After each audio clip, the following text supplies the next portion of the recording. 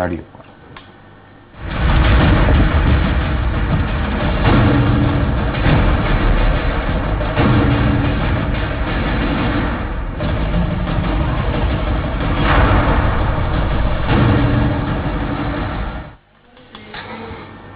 तो मध्य प्रदेश में सरकार के एक्शन मोड में होने के बावजूद अवैध खनन का खेल बदस्तूर जारी है। खनन के खिलाड़ी न सिर्फ अवैध खनन कर रहे हैं, बल्कि इस खेल में वो उन्हें रोकने वालों को हमला करने से तक नहीं हिचकिचा रहे। राज्य में अवैध खनन को रोकने के चलते कई पुलिसकर्मी और अधिकारी अपनी जान तक गंवा चुके हैं, लेकिन फिर भी तस्वीर बदली नहीं है। आज भी अवैध खनन धड़ल्ले से जारी है और पुलिसकर्मियों पर हमला भी हो रहा है।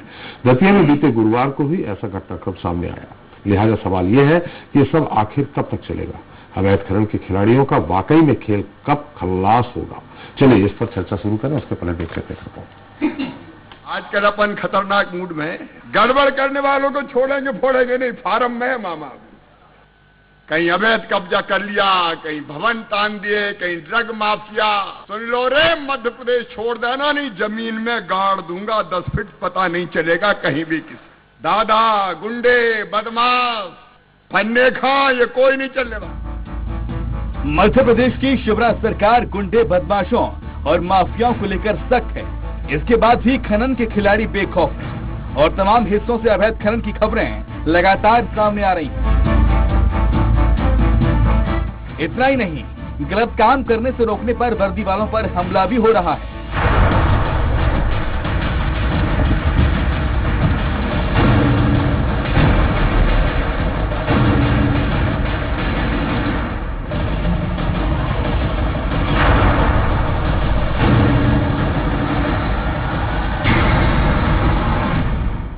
बीते गुरुवार को ही खनन रोकने गए एक पुलिसकर्मी को रेत माफिया ने गोली मार दी। ये ताजा मामला दतिया जिले के इंदरगढ़ थाना क्षेत्र के ग्राम भरोली का है। बताया गया है कि माफिया अवैध खनन कर रेत को ट्रॉली में भरकर ले जा रहे थे। रेत ठेकेदार के लोग और EISF के जवान गश्त पर निकले ही थे कि 2 ट्रैक्टर अवैध रेत लेकर गुजर रहे थे, वो भी बिना रॉयल्टी के। आरक्षक ने जब ट्रैक्टर को रोकने की कोशिश की तो अवैध तरीके से परिवहन कर रहे ट्रैक्टर पर सवार माफिया के गुर्गों ने आरक्षक और उनकी टीम पर अंधाधुंध फायरिंग कर दी, जिसमें एक आरक्षक घायल हो गया। ऐसा पहली बार नहीं हुआ है। बीते 20 से 25 दिन में ये तीसरी घटना है। बता दें कि गुरुवार को ही भोपाल वन मंडल में कुछ शिकारियों ने वन अमले पर भी गाड़ी चढ़ाकर उन्हें मारने की कोशिश की थी, जिसके बाद वो आरोपी फरार हो गए। ऐसे में सवाल उठ रहा है कि सरकार की सख्ती के बाद भी खनन माफिया हो या फिर गुंडे बदमाश, ये इतने बेखौफ क्यों हैं? क्या इनमें वर्दी का खौफ पूरी तरह से खत्म हो गया है, या फिर हमारा सिस्टम इतना कमजोर है कि वो माफियाओं को कंट्रोल करने में सक्षम नहीं है? लिहाजा अब जनता ये सवाल पूछ रही है कि आखिर ये सब कब तक चलेगा।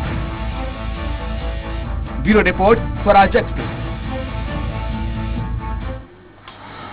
तो खनन के खिलाड़ी इस मुद्दे पर चर्चा करने के हमारे साथ स्टूडियो में मौजूद है लगातार बीजेपी नेता विकास मुंडिया जी, कांग्रेस प्रवक्ता जितेंद्र मिश्र जी, वरिष्ठ पत्रकार रमेश शर्मा जी एक बार फिर हमारे साथ हैं और हमारे साथ ग्वालियर से जुड़ रहे हैं हमारे ग्वालियर संभल के ब्यूरो चीफ विनोद शर्मा। विनोद, लगातार वहां से यही बात आती, खासकर मुरैना, भिंड और आसपास से, इधर पन्ना वगैरह से दूसरी जगह भी है, लेकिन वहां इतनी ज्यादा मात्रा में अवैध खनन होता है, चाहे बीजेपी की सरकार हो, कांग्रेस सरकार हो, आखिर ये बंद क्यों नहीं हो रहा? और यहां तक कि इसके पहले एक IPS की हत्या कर दी गई थी, IPS अधिकारी की, कल इंदरगढ़ में जिस तरह से घटना हुई, ये क्यों? क्या प्रशासन भी मिला रहता है, प्रशासन के लोग भी मिले रहते हैं इनके साथ?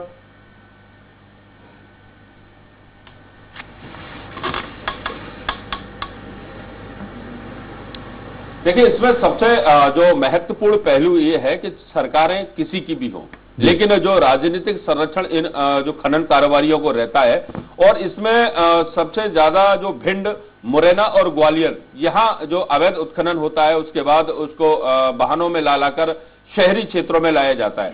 लेकिन बात यह है कि जब जब पुलिस ने कार्रवाई करने की कोशिश की है, तब तब पुलिस पे हमले हुए हैं, और यही कारण है कि पुलिस के अब तक तकरीबन 8 से 10, यानी हम पिछले 7-8 सालों की बात करें तो 8 से 10 लोगों की मौतें हो चुकी हैं पुलिस की, और जिसमें एक IPS अधिकारी की मौत हुई थी, जो आपको याद हो कि बामौर में उस पर ट्रक चढ़ा दिया गया था। लेकिन उस मामले में CBI जांच हुई और जो आरोपी हैं वो बाद में एक्सीडेंट के मामले में बंद हुए और छूट गए। इतने ज्यादा हौसले बुलंद हैं कि जब भी पुलिसकर्मी इनके खिलाफ कोई कार्रवाई करते हैं तो उन पर हमला कर दिया जाता है। भिंड के जो नया गांव क्षेत्र है, भिंड के बहरौली क्षेत्र है, भिंड के तमाम जो क्षेत्र है वहां अवैध उत्खनन खुलेआम देखा जा सकता है। ग्वालियर की गजनार खदान है, इसके अलावा जो भितरवार खदान है वहां पर खुलेआम अवैध उत्खनन होता है। और मुरैना में आज जैसा कि एक वाकया हुआ कि सुबह जो ग्वालियर पुलिस को सूचना मिली थी कि कुछ अवैध खनन करके ट्रैक्टर ट्रॉलियों में रेत भरकर जा रहे हैं और उनको रोकने की कोशिश की, तो आप इससे अंदाजा लगा सकते हैं कि जो ट्रैक्टर चला रहे थे उनने पुलिस पर ही हमला कर दिया। पूरा जो पुलिस बल था उस पर कट्टे लहराने लगे, उन पर फायरिंग करना शुरू कर दी, जिसमें एक थाना प्रभारी हैं पुरानी छावनी के, उनको चोट आई है, उनको अस्पताल में भर्ती कराया गया है। पुलिस तो कार्रवाई करना चाहती है और करती भी है, लेकिन जब कार्रवाई कर लेते हैं तो उन पर राजनीतिक दबाव आता है जिसके चलते उन्हें छोड़ना पड़ता है। और ये हमने देखा है कि जब कांग्रेस की सरकार उस समय थी, उस समय भी कुछ इसी तरह के आलम मिले कि जब यहां पर जो एसपी थे नवनीत भसीन, उन्होंने कुछ कार्रवाई की तो उन पर भी दबाव आया था, मुरैना में भी दबाव आया। तो इस तरह से जो राजनीतिक, जब तक दबाव खत्म नहीं होगा, राजनीतिक इच्छा शक्ति नहीं होगी कि इनको पूरी तरह से ब्लास्ट किया जाए, जो भी बस्ट किया जाए इनको पूरी तरीके से, जो माफिया है, तब तक कुछ संभव नहीं हो सकता। क्योंकि जो खनन होता है वो कोई कमरे में नहीं होता, किसी तरह के बंद दरवाजों में नहीं होता, खुलेआम नदियों के किनारे होता है। नदियों की जो कोख है उसको पूरी तरह से छलनी कर रहे हैं।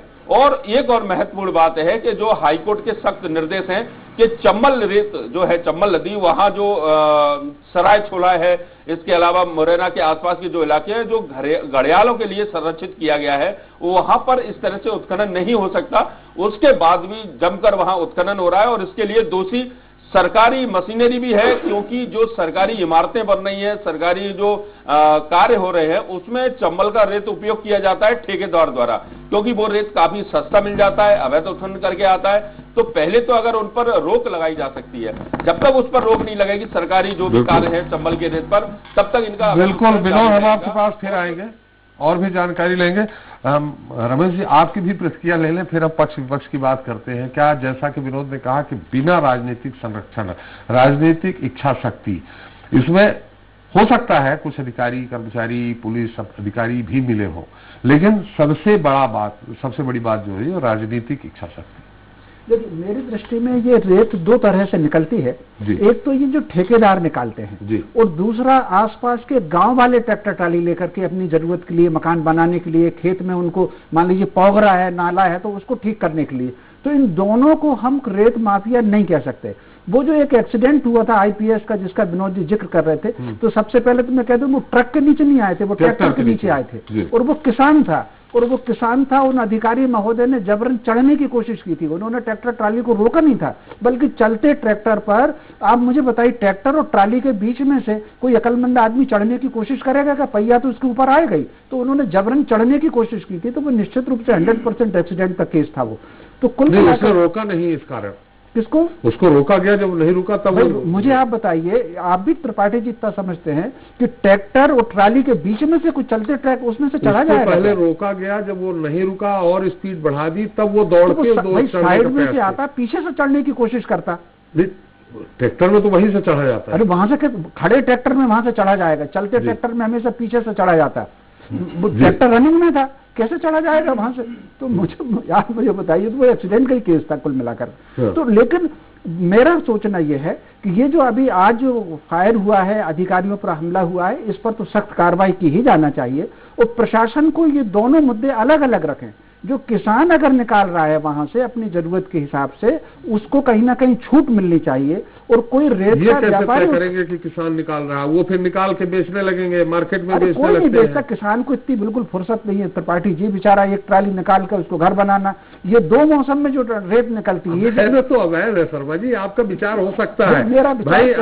वो बोला मुझे 2 छोटा सा घर बनाना है और वो अवैध बालू कहीं से भी, अगर बालू तो नदी के पास से निकालने से मना है, अतिक्रमण में आता है, तो फिर कैसे निकाल सकता है? नहीं, उसका ही वजह, किसान के रेत निकालने के 2 ही मौसम होते हैं। एक तो ये जो मौसम होता है, ये अभी रबी की फसल उसको आना है, तो ये 15-20 दिन इसको फुर्सत का है, मैंने 15-20 दिन छूट दे देनी चाहिए। वो निकाल लेता है, या फिर वो निकालेगा जब फसल बेच करके मई के आसपास निकालेगा रेत। तो मोटे तौर पर प्रशासन को थोड़ी सी व्यवहारिक चीजों को भी समझना चाहिए। ये तो और बड़ा सुझाव तो अच्छा है, लेकिन सुझाव ही है। गले नहीं, देखिए ये आप इस भारत देश में, इस प्रदेश में अगर ईमानदारी से ही बात होने लगती तो पुलिस की जरूरत ही नहीं थी। आप बोल रहे हैं किसान निकाल लेने चाहिए, अब किसान को पैसे की जरूरत नहीं है क्या? वो जाके ट्रैक्टर बाजार में वही एक ट्रैक्टर ट्राली बालू कम से कम 10,000 में बिकेगी, तो 2-3 बार जाके बेच आएगा, बोले मैं अपने लिए काम कर रहा हूँ। किसान कभी ऐसा नहीं करता। अरे किसान के अंदर लिखा थोड़ी उसमें चेहरे में है कि ये किसान है, अलग अलग बातें होती। किसान के भेष में बाकी लोग भी निकालेंगे। हो सकता है मुझे जानकारी कम हो, ये मेरी निजी राय थी, हो सकता आप उसको कम जानकारी के आधार पर मान लीजिए और हमारे दोनों जानकारी के आधार पर नहीं बता देंगे। हम तो ये बात कर रहे हैं कि अवैध, जो विरोध ने कहा कि आपसे अनुरोध है कि हमारी वो टिप्पणी हमें आपसे चाहिए जो राजनीतिक इच्छा शक्ति की उन्होंने बात की, क्या वाकई में संरक्षण रहता है? संरक्षण हमेशा मिशनरी का रहता है, राजनीति का उतना संरक्षण नहीं रहता, किसी भी दल की सरकार हो। और उसका कारण यह है कि राजनीतिक दल तो आते जाते रहते। अगर रेत का कारोबार निरंतर अवैध चल रहा है और राजनीतिक दल, कल अलग कोई सरकार थी, आज अलग सरकार है, परसों कुछ और सरकार होगी, राजनीतिक दल बदलते रहते हैं, लेकिन रेत निकलने का काम कभी नहीं रुकता और वो हमेशा बना रहता है। इसका मतलब उसमें मिशनरी इन्वॉल्व होती है। मिस्टरी बिना राजनीतिक, बिना वहाँ क्षेत्र के नेता कैसे इन्वॉल्व हो सकते? विकास जी, कौन राजनीति, कौन अफसर, कौन कलेक्टर पूछता है राजनीति? विकास जी सवाल आपसे, उनका सलाह नहीं चाहिए, हमें आपसे जवाब चाहिए। जवाब ये है कि आप लगातार, अभी आपको मुख्यमंत्री जी की बाइट भी सुनाई है, वाकई में सख्त है, गृह मंत्री भी सख्त है, वो भी सख्त है, बावजूद इसके क्या ये जाल इतना फैल चुका है कि उसको नासूर बन चुका है, उसको खत्म नहीं किया जा सकता?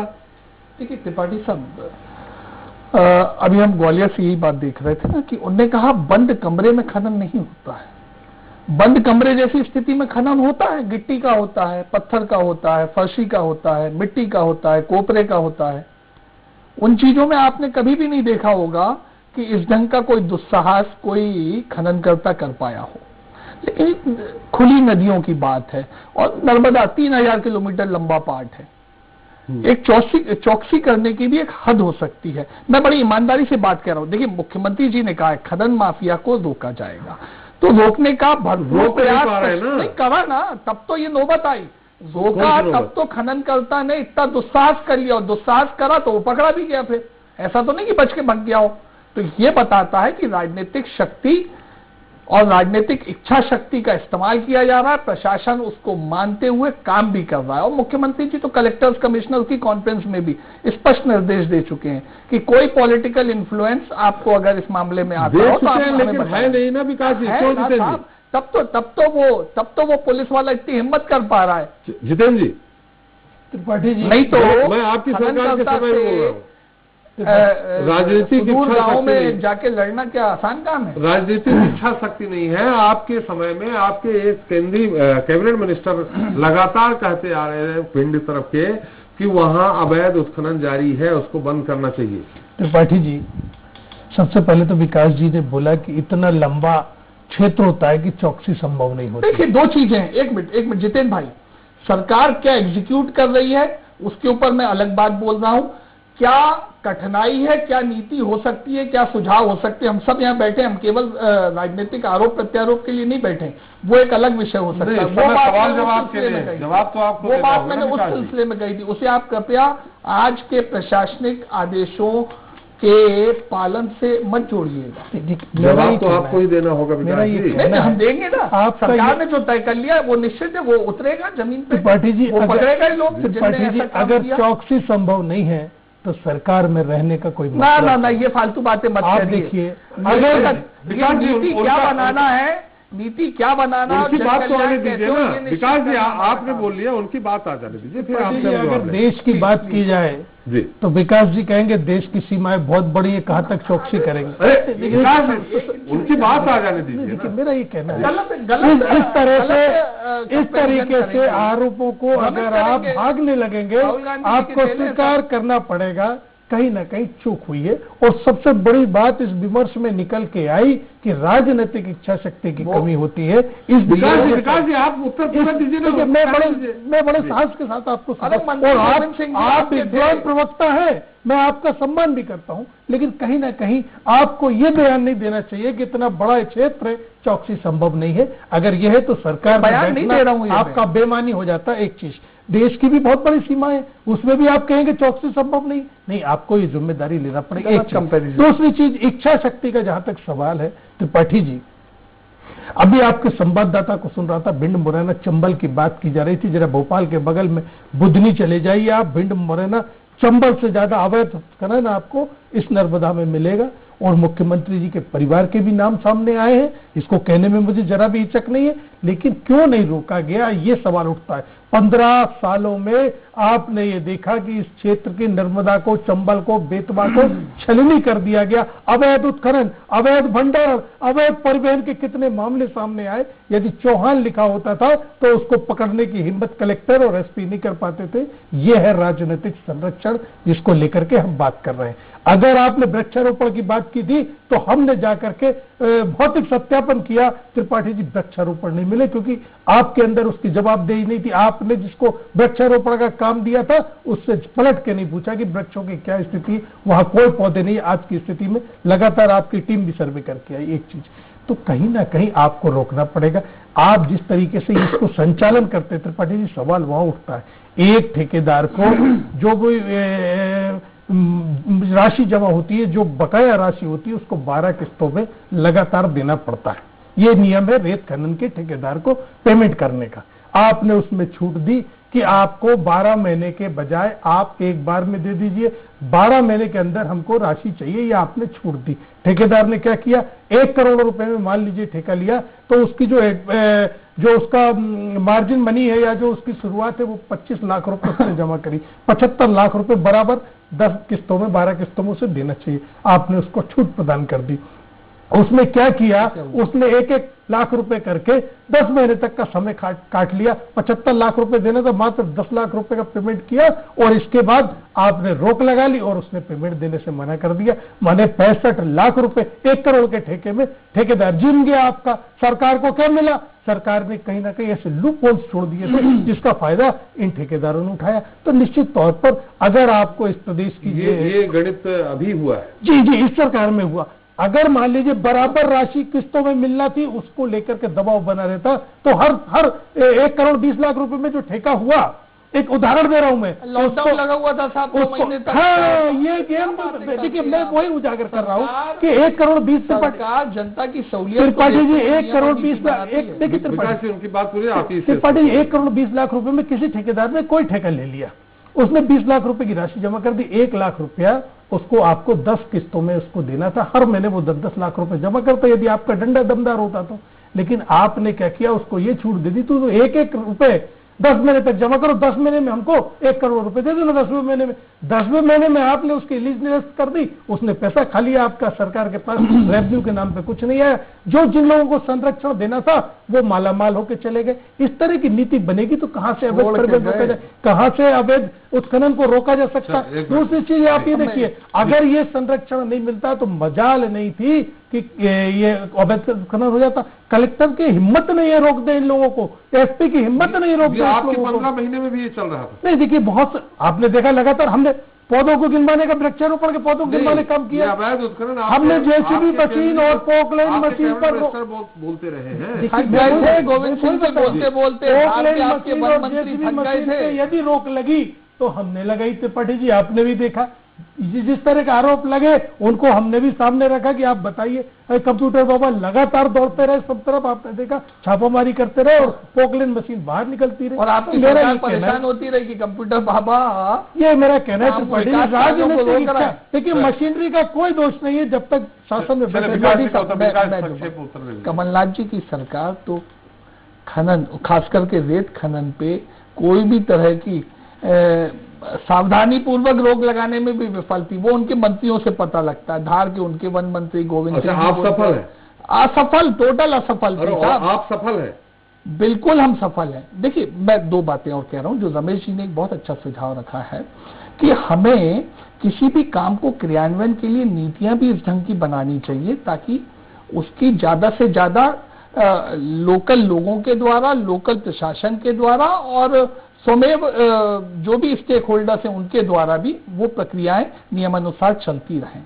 देखिए, दो विषय हैं। खनन दो तरह का अवैध होता है। नंबर एक, बिना रॉयल्टी चुकाए वाला भी अवैध है, और दूसरा रॉयल्टी चुका के भी अगर वहां पे खनन के लिए पोकलेन की परमिशन नहीं है, अगर वहां पे जलपरी के द्वारा रेत नहीं निकाली जाने की परमिशन है और ऐसा ठेकेदार कर रहा है, तो वो भी अवैध होता है। और तीसरी बात जो एक रमेश जी ने रखी थी और आपके संवाददाता भी रख रहे थे कि साहब क्या होता है, कहीं पे पास की खदान से रेत निकालना अवैध है, लेकिन किसी का काम वहां पे निकटतम स्थल पे चल रहा है। अब वो 100 किलोमीटर दूर से रेत नहीं मंगा रहा, उसे 20 किलोमीटर दूर से रेत मंगाना चूंकि मुनासिब पड़ता है, ट्रांसपोर्टेशन कास्ट कम आती है, इसलिए वो गैरकानूनी रूप से भी वहां से मंगाने लगता है। ये विषय ऐसा है, इसमें शिवराज जी ने, सरकार ने, सुनिए ना आप एक मिनट को, पर क्यूबिक मीटर पर, देखिए आज जो नियम है उसके हिसाब से सरकार पाबंदी के साथ काम कर रही है और करवा रही है। भाई नियम अगली बात यह है कि नियम अगर कोई चोरी करता है और उसको दिखता है कि उसको दवाई की, हेल्थ की जरूरत है, इसलिए उसने चोरी की, तो उसको छोड़ दिया जाएगा? ना, कभी नहीं छोड़ा जाएगा। वही स्थिति ये है आज की जरूरत के अनुसार किसान। अच्छा, एक बात बताइए, हमने तो 2018 में, एक मिनट, हमने तो 2017-18 में एक रेत के लिए खनन पॉलिसी लाए थे। और अभी जितेंद्र जी ने जो कहा कि आपने जो अभी पॉलिसी बनाई, जैसा उन्होंने गिनाया है कि 65 लाख खा गया, जीत गया, उस पॉलिसी पे आप उत्तर दे दीजिए। देखिए, आपने मुझे चर्चा के लिए बुलाया था अवैध खनन के विषय में। अगर खनिज के टेंडर और उनके नियमों पे बुलाते, मैं थोड़ा और अध्ययन करके आ जाता, लेकिन मुझे ये मालूम है कि कमलनाथ जी की सरकार ने 250-500 करोड़ के ठेके होशंगाबाद क्षेत्र के खनन के लिए जो दिए थे, वो लोग बिना कोई पैसा जमा किए खुद ही रुखसत हो गए, उन्हें टेंडर छोड़ने पड़े। और कमलनाथ जी की सरकार और कांग्रेस पार्टी गिनाती रही कि साहब हमने तो 1100 करोड़ रुपए के टेंडर कर दिए रेतों के। शिवराज जी के वक्त में 500 करोड़ रुपए कमाई हो रही थी। नजर आ रहे तो मुख्यमंत्री जी इतना सख्त नजर आ रहे हैं, तो अब तो उसमें चाहिए साहब थोड़ा सा समय देंगे। विषय ये है, 2017-18 में हम लाए थे जो पॉलिसी, उसमें रेत खनन के ऊपर रॉयल्टी को बहुत लिबरल कर दिया था, मात्र 100 रुपए प्रति क्यूबिक मीटर, और अधिकार पंचायत को उन्हीं को आधी राशि मिलेगी उस रॉयल्टी की, उन्हीं को पर्ची काटना। उससे इतना लिबरल हो गया था मामला, और लोगों को रेत किफायती कीमत में भोपाल, इंदौर गांव में मिलने लगी थी। प्रधानमंत्री आवास योजना बनाने वाले ग्रामीणों को बिना रॉयल्टी के स्वयं के वाहन के द्वारा नदी के पास से रेत लाने की छूट उसमें दे दी गई थी। तो ये ऐसे कदम होते हैं जो लोकहित के होते हैं। आप खजाने को, अपनी जनता को समृद्ध करके और समृद्ध होने का मौका देके भी प्रदेश के खजाने को ऊपर ले जा सकते हो, और या फिर कमलनाथ जी की सरकार ने जो काम किया कि बीच में डाले ठेकेदार, खुद भी कमाया और उनको भी अभी नहीं हो रहा। चलिए एक मिनट, विनोद जी सवाल पूछ रहे थे। विनोद जी, चाहे कांग्रेस सरकार में और अभी में, और अभी मुख्यमंत्री जी जो ज्यादा सख्त नजर आ रहे हैं कि सबको गाड़ने की बात कह रहे हैं, तो अभी क्या स्थिति, कुछ अवैध परिवहन में कमी आई है? कांग्रेस के समय जो गोविंद सिंह जी आरोप लगाते रहे हैं, उसमें कितनी सत्यता है? थोड़ा संक्षेप में, समय कम है।